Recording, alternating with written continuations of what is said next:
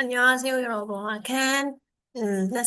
sorry, 미안해요. 리즈동, 뭐너? 아칸 리즈동의 배터리야 비로. 뭐와 정보 가우생가 검서 현장의 준전비. 검서가 여러분의 뒤에 살로 이소에 대해 여러분 현장가 레시 롱이래니야. 두가리 현재로 바로 현보 여러분 레시 소에 대해 장수하자 니야의 장. 현장 소 레시니야. ကောင်စောဟျွန်ကျန်းဆိုတာကြတော့စောက်လို့ရေးလက်ရှိလုပ်နေတဲ့နေရာဆိုစောက်လို့ရေးလုပ်ငန်းခွင်ကိုလည်းပြောလို့ရတယ်ပေါ့နော်အဲ့တော့စောက်လို့ရေးလုပ်ငန်းခွင်ကြီးရဲ့ပေါ့နော်အဲကရောဘုလို့တည်ပြီးသားနောက်ရင်နောက်မှာကတ်တဲ့ဥစ္စာဆိုလို့ရှိရင်အဲ့လိုတတ်ပြမယ်ကောင်စောဟျွန်ကျန်းရဲ့ဂျွန်ကျန်းဘီရဲ့အတိတ်တွေကကြာစိတ်ရန်တရားအကြီးကြီးတွေကိုပြောရတော့ပေါ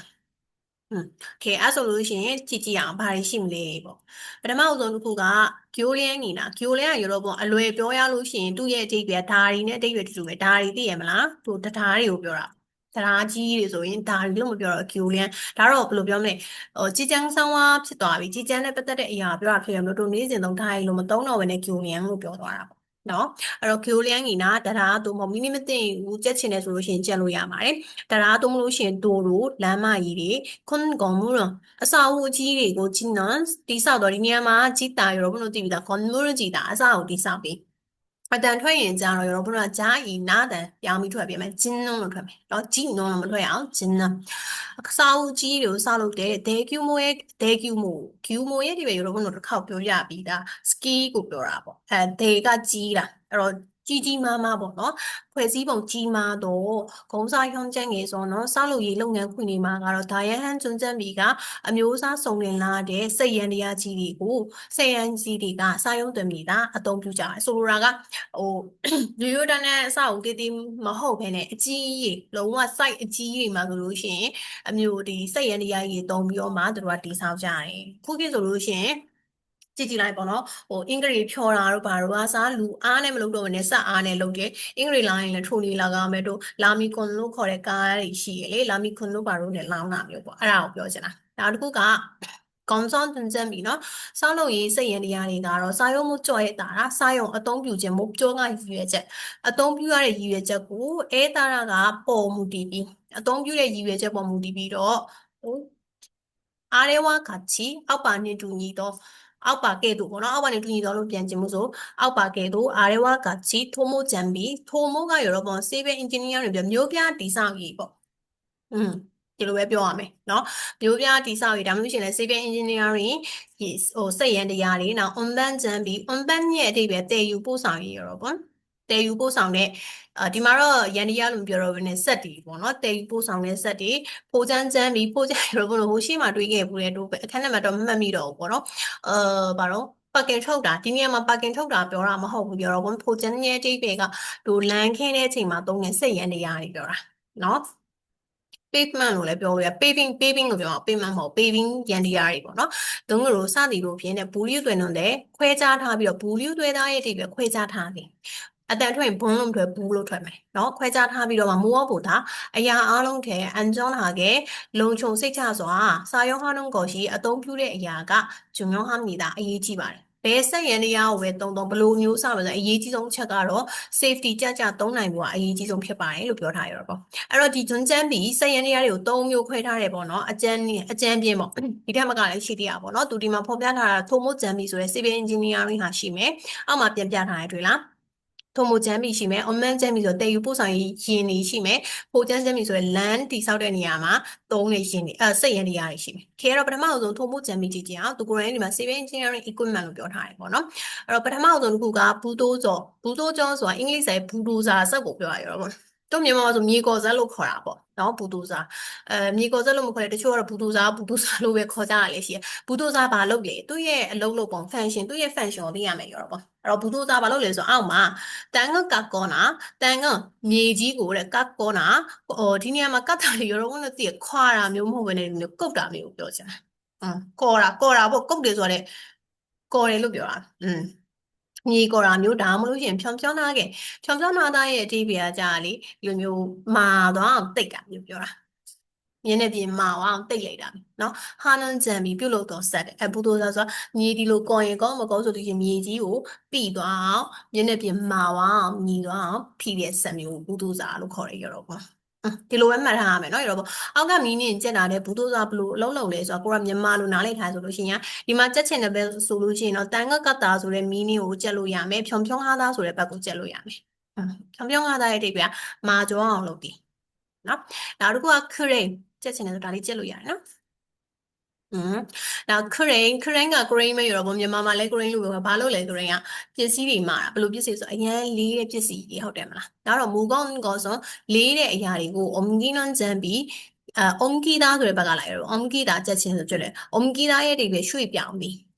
းတော့ဂျန်ပြီးစိတ်ရန်နေရတဲ့ဆက်လို့ပြောချင်လဲရရနော်စိတ်ရန်နေရမထည့်ဘူးနောက်ကိုချကီကကြာမြေတူးဆန်ပေါ့ပြောတော့ပေါ့ဒီမှာတော့ဘတ်ဖူလို့ခေါ်ကြတာအများကြီးဒီကောင်လေးနော်တီးသလားပေါ့နော်အဲ့တော့ကိုချကီမှာဘယ်လိုလုပ်လဲဆိုတန်ငဖားကောနာဒီနေရာတန်ငဖားတာတွဲရက်ကျမယ်ဆိုလို့ရှင်တန်ငဖားတာ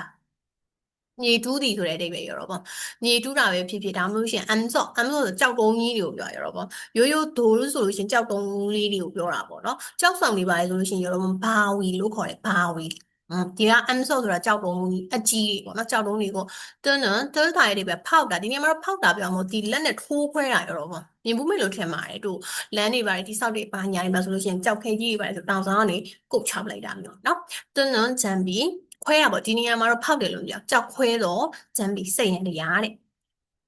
နောက်တစ်ခုက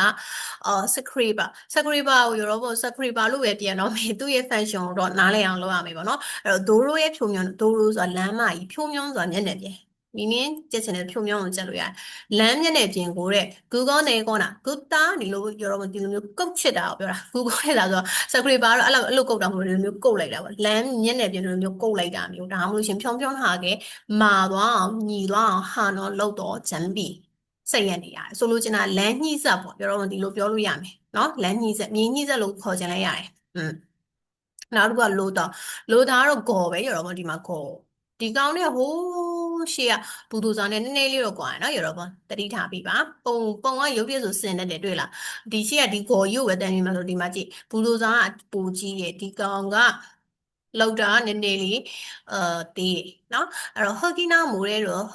ဟုတ်ကလေရောပေါ့မြန်မာလိုဆိုလို့ရှိရင်သူကရှွန့်လို့ပြောတာရောပေါ့ဟုတ်ရှွန့်လို့လည်းပြောလို့ရသလိုတို့မြေကြီးကိုလေကုတ်လိုက်ပြီဆိုလို့ရှိရင်ထွက်လာတဲ့မြေစာမှုန့်တွေပါတွေကိုလည်းဟုတ်လို့ပြောလို့ရတယ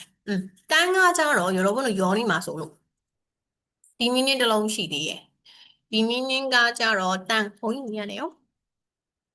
ာဒီကောင်လေးဒီကောင်ကကြတော့မြေကြီးကိုပြောတာမြေကြီးဆိုတာလေတို့လမ်းလျှောက်ပြီးသွားလို့ရတဲ့မြေကြီးအဲ့ဒါတန်းအဲ့ဒီတန်းကြီးကိုတို့ကခုနလိုမျိုးပေါ့နော်ဘတ်ဖိုးကိုတုံးပြီးကုတ်လိုက်ပဲဆိုလို့ရှိရင်ဒီဘတ်ဖိုးထဲမှာပါလာတဲ့ဟာကိုဟုတ်လို့ခေါ်ရတော့အဲ့ဒါတန်းမဟုတ်တော့အဲ့တော့တန်းကလမ်းလျှောက်လို့ရတဲ့မြေမျက်နှာပြင်ကြီးဒီတန်းဟုတ်ကကြတော့အဲ့တန်းကိုတူးလိုက်ပြီးထွက်လာတဲ့မြေစာမုံတွေရှော့နေတာတွေဟုတ်လို့ခေါ်ရတော့ပေါ့ဒါလားဆိုရမယ်နော်အဲ့တော့ဟက်ကီနာမြေစာမုံဒါမှမဟုတ်ရှင်ရင်မိုးတွေကတဲကိုပြောရတော့ပေါ့တဲတောင်ပြည်နေမှာရှိတဲ့တဲကိုတဲ့ truck ရဲ့ truck ဆိုတာကားကိုပြောတာကုန်တင်ကားပေါ်မှာရှိကောနာရှိတာရတော့မလို့ပြောပြီးသားခဏဓာတ်ဘူးကျချီတယ်မှာပိုင်လို့လည်းပြောထားတယ်နော်အဲ့တော့ကားပေါ်ကိုတင်တာပဲဖြစ်ဖြစ်တို့မဟုတ် online ဟာတော့တဲယူပို့ဆောင်တော့ဂျမ်ဘီစက်ရနေရတယ်လူအားနဲ့ပဲပစ္စည်းတွေတင်မယ်ဆိုလို့ရှိရင်မပြီးတော့ဘူးလေဟုတ်တယ်မလားတထောင်ပြီးတထောင်ကြောက်ခဲပါဒီမြေစာဆိုလဲတထောင်ပြီးတော့တဲဆိုလို့ရှိရင်တထောင်ပြီးတော့မပြီးတော့ဒါကြီးနဲ့ကော်ထားလိုက်ရင်နှစ်ကော်လောက်ဆိုလို့ရှိရင်ကာတကာနှစ်ကော်သုံးကော်ကာတကာပြီးတော့မှာပေါ့နော်ခေရဆိုလို့ရှိရင်ရောပေါ့ထိုမိုးဂျမ်ပီမှာဘာတွေပါလဲရမယ်လို့ထင်တယ်နားလဲလောက်ပြီလို့လည်းထင်တယ်ဆိုတော့နောက်တစ်ခုဆက်ပြင်မယ်နောက်တစ်ခုကအွန်ဘန်ဂျမ်ပီအွန်ဘန်ကရောဘုံတို့ပုံမှန်ပြောပြီးသားတဲယူပို့ဆောင်တာဂျမ်ပီကရင်ရက်ထားဒီမှာစိတ်ရန်နေရလို့မပြောတော့ဘူးပေါ့နော်ယင်လို့ပဲပြောတယ်ယူပို့ဆောင်ရေးယင်နေပေါ့ဘာတွေရှိလဲဆိုပထမဆုံးက dumper truck ကုန်တင်ကားပဲရောတော့ပေါ့ရိုးရိုးကုန်တင်တာမဟုတ်ဘဲနဲ့ကြောက်ဘူးမြေတို့တဲကားတို့ဒီမှာဆိုမြန်မာမှာဆိုလို့ရှိရင်ကြောက်ကားတွေမြေကားတွေတဲကားအဲ့လိုခေါ်ပေါ့ dumper truck အဓိကကတော့သူက dumper ဆိုတော့ဒီလိုမျိုးလှန်လို့ရတဲ့ဟာပါတာပြောရတော့ရိုးရိုး truck တောင်မဟုတ်ဘူးပေါ့နော်ဒါဟုတ်ဘလို့ခေါ်ရလဲမြန်မာမှာ hydraulic ခေအဲ့တော့ဟော်ကီနာခုနကပြောတဲ့မြေစာမုံတွေမြေကြီးတွေဒါမှမဟုတ်လို့ရှင်ဂျာကဆိုကြောက်စက်တွေကကြောက်ခဲလေးတွေကိ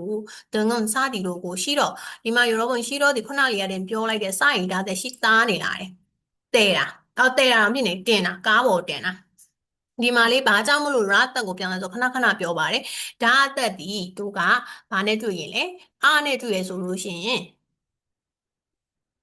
ဒီကနေ့ဒီလိုမျိုးတွဲထားတယ်လားရတော့ပေါ့အားနဲ့တွေ့ရဲ့အချိန်မှာသူကဘာဖြစ်သွားလဲဆိုလို့ရှိရင်လာကိုပြောင်းသွားတယ်ပြီးတော့မှဒီနောက်ကစောကိုဖြုတ်ရထားရတော့ပေါ့အဓိကတော့အောင်ရဲ့ဆိုပေါင်းထားတာပေါ့နော်တဲ့တင်ပြီးတော့မှကားပုံတင်ပြီးတော့မှဒါမျိုးလေးရောอืม ဟုတ်ကဲ့နာဂျာကတန်က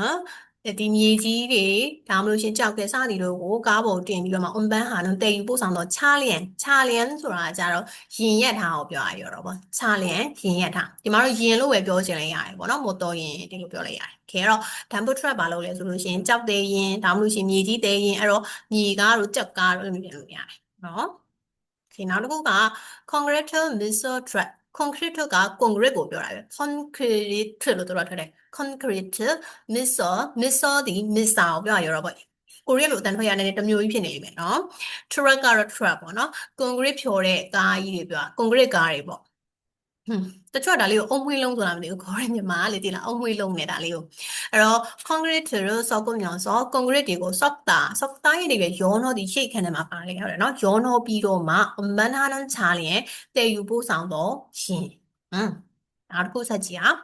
여러분은ကြက်ရင်လေဒီပေါ်မီနီယမ်အတိတ်တွေကိုနားလည်အောင်ကြက်ဒီအောက်ထဲမှာပါတဲ့ဟာကြီးကိုအရှိလိုက်ကြီးကြက်တာတဲ့ဘာသာပြန်တတ်အောင်ပဲလိုအပ်တဲ့မီနီတွေကိုထုတ်ကြက်တာကောင်းတယ်ရောပေါ့အကုန်လုံးကြီးကြက်နေစရာမလိုဘူး concrete missile track concrete ဆိုကုန်မြန်ဆုံးမှဟန်ချာအဲ့လိုကြက်တာလည်းဆိုင်လို့ရှင် concrete missile ဘာလို့လဲမြန်မာလူစဉ်းစားပြီးတော့ကိုကနေကိုဘာသာပြန်တတ်အောင်လေးကြက်အဲ့ဒါပိုကောင်းတယ်နော်အရာအားလုံးကိုကြက်တွေနှုတ်တက်ကြက်နေမှဆိုရင်တို့အဆင်မပြေတာဘာသာစကားတစ်ခုလေးလားကြက်တွေနှုတ်တိုက်ကြက်တာထက်မှတ်တတ်ဖို့အရေးကြီးတယ်နော်ခေနောက်တစ်ခုက tractor ဆိုတာကအင်္ဂလိပ်စာသင်တဲ့ tractor ကနေလာတာပါသူတို့ကတော့ tractor လို့ပြောတယ် tractor ဆိုတာအဲ့ခုနကပြောတဲ့အင်္ဂလိပ်စာသင်တဲ့ tractor ကိုယူထားတာအတိတ်ပြန်ထွန်ဆက်ရတော့ပေါ့ထွန်ဆက်မူကောင်းဂျမ်ဘီနာနေတဲ့ဂျမ်ဘီရင်ဒီမှာတော့စက်ရန်တရားတွေပေါ့နော်စက်တွေရန်တရားတွေဒါမှမဟုတ်ရှင်ဂျင်အထုပ်ပိုးတွေကိုကြောင်းရင်းဟာတာဆိုဆွဲလာရတော့ပေါ့နောက်ကနေဒီလိုမျိုးဆက်ကနေဆွဲလာတော့ချလျင်ကရင်ရထားဒီမှာတော့ရင်လို့ပဲပြောတယ်ပဲ။ဘာလို့လဲဆိုတော့ယူရိုပလို့တိပါတယ်။ထွန်ဆက်ပါလို့လဲဆိုတော့နောက်မှာထဲတို့ထွန်ကုန်းတို့တက်ပြီးဆွဲရတာပဲရှိရတယ်။အားနေယုံရတယ်။အဲ့လိုမှမဟုတ်ဆိုလို့ရှိရင်လည်းတစ်ခုခုဆွဲချင်တယ်ဆိုလို့ပြန်ထွန်ဆက်နဲ့ဆွဲလို့ရတယ်နော်။နောက်တစ်ခါကြည်ခဲချကကြတော့ forklift ကခဏခဏတွေ့ပူပါတယ်ဒီဟာလေးက forklift ကလေးပေါ့ရောပေါ့အဓိကတော့ကွန်ပျူတာတည်ယူပို့ဆောင်တဲ့များသောအားဖြင့်ဒါတွေကလေစိတ်ယုံအကြီးကြီးမှာပစ္စည်းတည်ယူပို့ဆောင်တဲ့အခါမှာပေါ့နော်မူကောင်းနော်လေးတဲ့ပစ္စည်းတွေကိုသူတော့မပြီးတော့သူ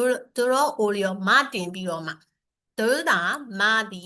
အိုလီယောမတင်ပြီးသူတော့အိုလီယောဆိုမတင်ပြီးတော့မှဘန်ဟာနန်ချာလဲတည်ယူပို့ဆောင်တော့ရင်ဒါလောက်ဆိုရောပုံနားလိမ့်ပြီလို့ထင်တယ်။ online ချonline ကြံပြီးနဲ့ပတ်သက်ပြီးခင်နောက်တစ်ခုဆက်ကြည့်အောင်နောက်တစ်ခုကပိုးချမ်းကြံပြီးဒါခုနကပြောတဲ့သူလမ်းခင်းတဲ့အချိန်မှာသုံးနေရင်းရထားတယ် sorry စိတ်ရန်တရားတွေပေါ့နော်ပထမအဆုံးတစ်ခုက grader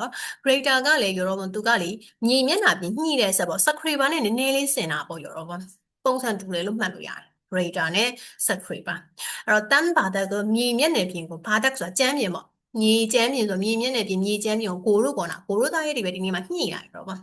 မြေမျက်နှာပြင်ကိုညှိလာဖြစ်ဖြစ်ဂျုံနီဟာနွန်တဲ့ဂျုံနီဟာသာဆိုတာနေရာကျအစီအစဉ်တကျဖြစ်အောင်လုပ်တဲ့နေရာမှာစာရုံးဟာတော့အသုံးပြုတော့ဂျမ်ဘီစက်ရန်တရားကြီးပါတယ်အဲ့တော့ရှင်းကြည့်ကြည့်ပါအောင် grader ရဲ့ scraper ရဲ့ဘာကွာလဲရောတော့ပေါ့အပေါ်မှာဟုတ်ကဲ့အော်ဒီကောင်ကကွာတဲ့ဟာကကြတော့သူကလမ်းမျက်နှာပြင်ပေါ့scraper ကကြလမ်းရဲ့မျက်နှာပြင်တွေကိုဒီလိုမျိုးကော်ထုတ်တာမျိုးဒါမှမဟုတ်ရှင်ညှိတာမျိုး scraper လမ်းနော်ခုနကတိုးတွေ့တဲ့ grader ကကြလမ်းမဟုတ်ပဲမြေမျက်နှာပြင်ရောတော့ပေါ့ဒါကွာသွားတာပေါ့စာရေးသားမှာနော်โอเคတကယ်ကြလေလမ်းလည်းသုံးလို့ရတာပါပဲလမ်းဒီလည်းမြင်းမြင်းနဲ့ပြင်လို့ပဲဖြစ်တယ်အဲ့လို저도 사실은 그레이더 하고 서브리바가 어떤 차이가 있는지 자세히 잘 모르겠어요. 그래서 한번은 찾아보도록 하겠습니다. 너? 그거랑 디러가 루마하고 디피 디분야 루마하고 대대장으로 여러분은 신비하지만 조금은 틀린 거보다 말해줘야 야 조금 헷갈릴 수 있어요. 여다라이나 묘기 시에 대장으로 다시 한번 찾아보도록 하겠습니다. 대자 집이요마 나로 솔루션 이걸로 여러분 이 비디오 집으로 남을 솔루션 남기로 야래. 너 걔나루가 룰라가 이 링자로 거가 링동으로 거가 여러분은 예무래 너 랭킹의 니야만 몇시면 필요해 다 하고 အဲ့တော့ဟိုကီနာခုနပြောတယ်မြေကြီးသုံးမလို့ရှိရင်asphalt တငယ် asphalt ကလေရောတော့ကတ္တရာကိုပြောတာကတ္တရာသွင်းငယ်စသည်တို့ရဲ့ဂျဲလျိုတို့ပါဝင်ပစ္စည်းတွေကိုချုပ်ခါကိုဂျဲလျိုဆိုတာဒီကုန်ရမ်းပစ္စည်းတွေပေါ့ဆိုလိုတာမြေကြီးတွေဒီကတ္တရာစတဲ့အဲ့လိုမျိုးပစ္စည်းတွေကိုချုပ်ခါကိုဆိုအပေါ်ကနေဖိတာမျိုးပေါ့ရောဖိပြီးတော့မှဂျင်းမျိုးတို့မြေမျက်နှာပြင်ကိုဓာကြီးမျိုးနဲ့ဓာရတဲ့လိုမျိုးတိတ်တာလိုမျိုးဖိချတာတိတ်တာတိတ်တဲ့နေရာမှာစာယုံဟာတော့အသုံးပြုတော့ဂျမ်ဘီတဲ့စိတ်ရနေရအဲ့တော့ရောတို့တည်ပြီးသားရူလာဒီမြေလိမ့်နေမြေဖိစက်လို့ခေါ်တာလိမ့်တော်လို့ခေါ်တာဟာနောက်တစ်ခုက concrete pump truck concrete က concrete ပဲ pump ဒီပတ်ကိုပြောတာနော် truck ကကြတော့concrete concrete တွေကိုထုတ်အဓိကရောတော့ပေါ့တို့ဒီမှာလေလာမီခွန်လို့ခေါ်တဲ့ဒီကားရဲ့ဒီကားဖြော်တဲ့ဆက်အဲ့ကားနေဖြော်ပြီးတော့မှတို့ကဒီပတ်နဲ့လေထားဆိုsorry concrete လောင်းရတာအဲ့တော့ဒါကကြတော့ concrete pipe ပါတဲ့ကားကိုပြောတာပေါ့နော်အဲ့တော့ concrete ဆိုတော့ concrete တွေကိုတဲ့ဘူးကျိုးမှုတဲ့စားလုပ်တဲ့အစအုံရဲ့ဖြိုးမျောနဲ့မျက်နှာပြင်ကိုပူးရင်းနှံကြံပြီးပတ်ဖြန်းတော့ဆက်ဆိုတော့ concrete လောင်းတဲ့ဆက်ပဲရောလောင်းတဲ့ဆက်ကဒီဥစ္စာဒီဟာဖြော်တဲ့ဇက်ကဒီဥစ္စာမတူဘူးเนาะရတော့ဗောဒီနှစ်ခုအမြဲတမ်းလေကွန်ကရစ်လောင်းပြီဆိုလို့ရှိရင်ကားလေးတွေလိုမျိုးလေးစီပြီးတော့မှဒီဘက်ကဖြော်ပြီးဒီဘက်ကလောင်းတာပြီခေရဆိုလို့ရှိရင်ရောဗောဒီအခန်းမှာလေဂျုံပူမုံဝါမာကရောဘုလို့မှတ်ရမယ့်ဟာတွေတော်တော်များတယ်ဘာတွေမှတ်ရမလဲဆိုလို့ရှိရင်အခုပြထားတဲ့ထုံးမှုချမ်းမီထဲမှာဘာလေးပါလဲအွန်မန်ချမ်းမီမှာဘာတွေပါလဲဖိုးချမ်းချမ်းမီမှာဘာတွေပါလဲဒါတွေမှတ်ရမယ်မှတ်ပြီးတဲ့အခါမှာလေရောဘုလို့ကမီးနင်းချက်ပေါ့နော်မီးနင်းကတော့ကျဲဟာမှာမကျက်လို့တော့မရဘူးမီးနင်းချက်ပြီးမီးနင်းကိုပြန်ရှင်းထားတယ်ဒီစာစုတွေကိုတော့မကျက်နိုင်ရောပေါ့အဲ့ဒါကြီးကြံရောပို့ပြီးရှုပ်သွားမှာဆိုတဲ့အတွက်ကြောင့်ဆိုလိုတာက dumper truck ဆိုလို့ရှိရင်ဒါဒီကြောက်တယ်ကမြေတယ်ကဒီလိုပဲမှတ်ထားလိုက်အဲ့ဒါပိုးလွယ်အဲ့တော့မှကိုရီးယားလိုရေးထားတဲ့ထဲမှာကိုမသိရဲ့မီးနင်းရှိတယ်ဥမာဂျာကားမသိဆိုဂျာကားလေးကြက်လိုက်တာမျိုးပေါ့ပြောတော့ဒီလိုပဲတော့နော်ခေရဆိုလို့ရှိရင်တော့ကျောင်းပုံမှာနားလေပဲဆိုလို့ရှိရင်